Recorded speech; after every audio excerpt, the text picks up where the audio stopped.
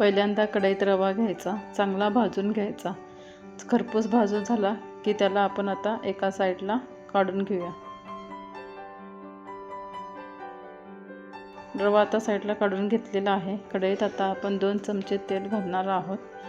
त्यात मोहरी चांगली तडतडून घ्यायची.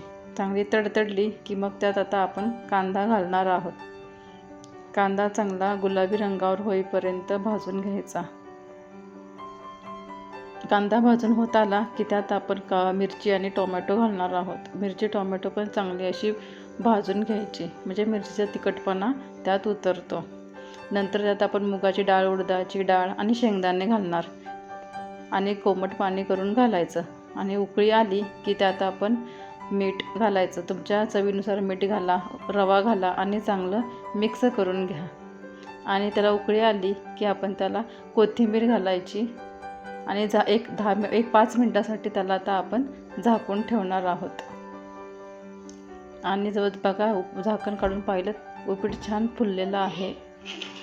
आता उपीट तयार झालेले आहे. बघा छान कसं लुसलुशीत आणि मऊ झालेलं आहे, सुट्ट, अगदी विकतसारखं.